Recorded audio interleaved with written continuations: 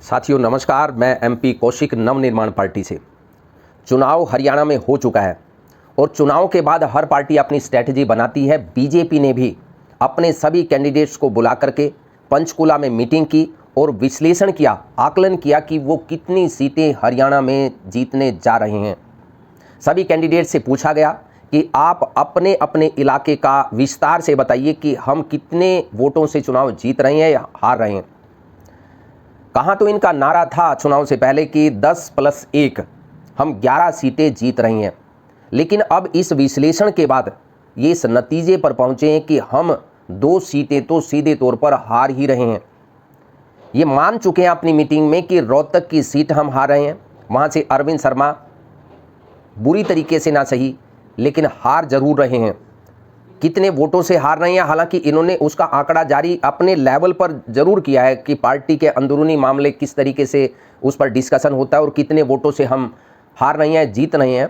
लेकिन इनका जो आकलन है, सवाल यहाँ खड़ा होता है कि क्या इन्होंने पहले आकलन चुनाव से पहले नहीं किया था?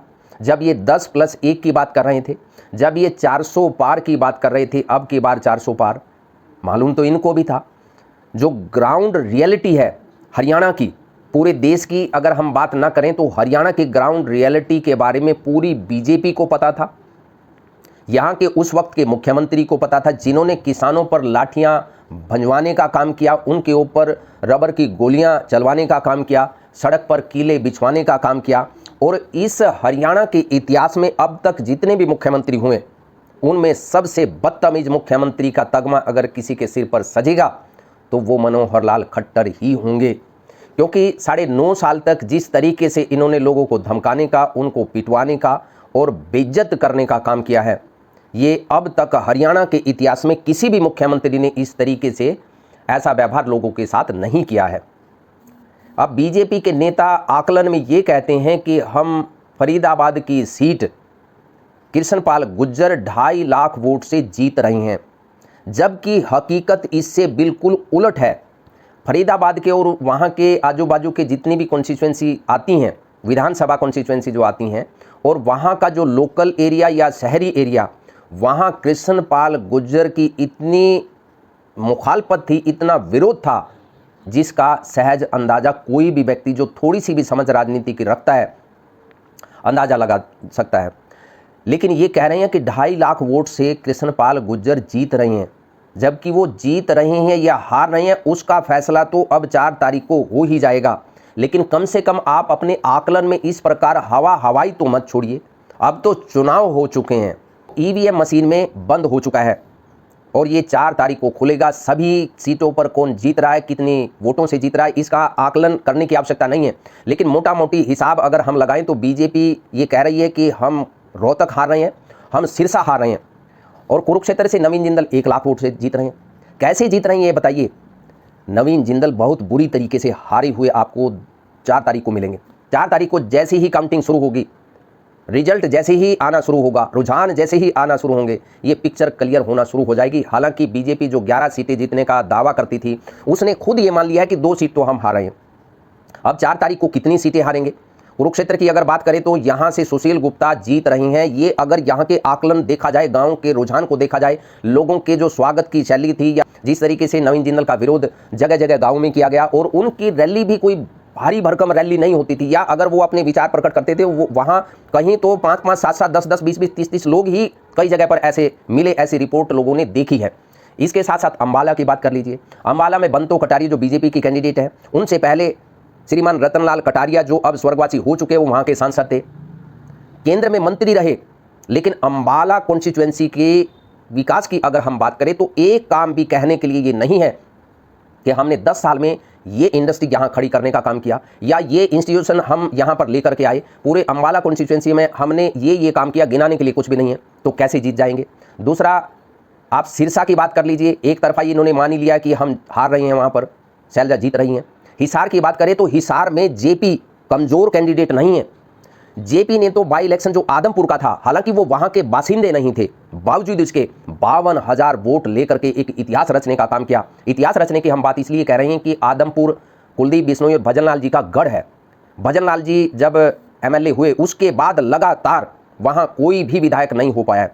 लेकिन अब मार्जिन, जो जीत का मार्जिन होता है, वो धीरे धीरे कम होता जा रहा है। और बाई इलेक्शन की बात करें तो बाई इलेक्शन में पूरी की पूरी सरकार वहाँ पर मौजूद थी, पूरी की पूरी पार्टी वहाँ पर मौजूद थी। लेकिन अब आने वाले चुनाव में या इस चुनाव की अगर बात करें तो कुलदीप बिश्नोई इस चुनाव से पहले फेज में वो दूरी बना के बैठे हुए थे, कैप्टन अभिमन्यु दूरी बना के बैठे हुए थे।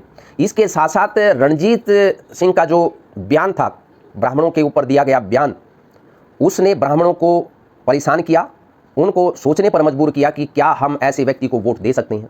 इसके साथ साथ जेपी का लोगों के बीच में जाकर के उसी कार्यशैली के साथ, उसी अंदाज के साथ लोगों के बीच में जाकर अपील करना, वो लोगों को अच्छा लग रहा था। इसलिए वहाँ लगता है कि जेपी अपनी सीट जीत जाएगी। हालांकि इसका आकलन हम वैसे ही पूरी तौर पर कर रहे हैं, रिजल्ट 4 को आएगा, क्लियर पिक्चर हो जाएगी। भिवानी की बात करें तो भिवानी में भी इंडिया गठबंधन का, कांग्रेस का प्रत्याशी जीत रहा है। सोनीपत की बात करें तो वहाँ टक्कर है, कोई भी कैंडिडेट जीत सकता है। 19-20 का ही वहाँ पर जो मामला है वो अटका हुआ है। हम ये नहीं कह रहे कि एक तरफा वहाँ जीत या हार है, लेकिन वहाँ इंडिया गठबंधन का जो कैंडिडेट है वो हल्का नहीं है। वो भी बराबर की जो कुश्ती जो अभी चली, उसमें कोई भी कैंडिडेट जीत सकता है। करनाल की अगर बात करें तो 9.5 साल तक प्रदेश के मुख्यमंत्री रहे मनोहर लाल खट्टर, लेकिन करनाल के अंदर उनका इतना विरोध था कि वो शब्दों में बयान नहीं किया जा सकता। उनके साथ केवल चाटुकार लोग या केवल फूं फां करने वाले लोग ही चल रहे थे।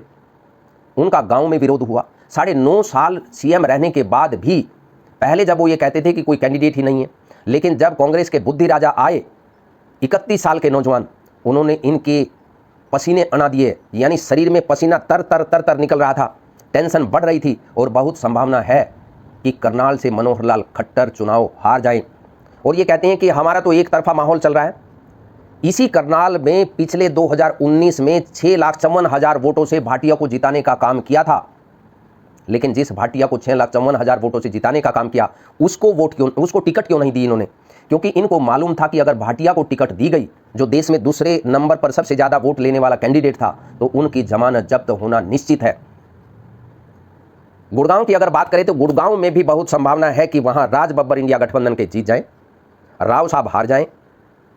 4 तारीख को बिल्कुल क्लियर पिक्चर पूरे देश के सामने आ जाएगी। लेकिन ये बात तो अब सत्य है कि 2019 में जो बालाकोट के नाम पर चुनाव लड़ा गया, सैनिकों के नाम पर जो चुनाव लड़ा गया, सैनिकों को आगे करके उनके नाम पर क्या आपकी पहली वोट सेना के नाम पर जा सकती है क्या, ऐसे ऐसे भाषण दे करके लड़ा गया। लेकिन इस बार स्थिति बिल्कुल उलट थी। इस बार किसानों का मामला था, बेरोजगारी का मामला था, महंगाई का मामला था, महिलाओं के सम्मान का मामला था, और ना जाने कितने मामले थे, गैस के ले लीजिए, तेल के ले लीजिए, उनका जवाब इनके पास बिल्कुल भी नहीं था। इसलिए ये जो आकलन कर रहे हैं कि हम 2 सीट हार रहे हैं, ये हार नहीं रहे हैं। हो सकता है कि ये बहुत सी सीट हार जाएं। 4 तारीख को देखते हैं रिजल्ट क्या आएगा। हम प्रदेश के सभी लोगों के मंगलमय जीवन की कामना करते हैं। नवनिर्माण पार्टी प्रदेश की प्रगति की कामना करती है और आपके कुशल भविष्य के साथ साथ भाईचारा कायम रहे, ऐसी हम प्रार्थना करते हैं। नमस्कार।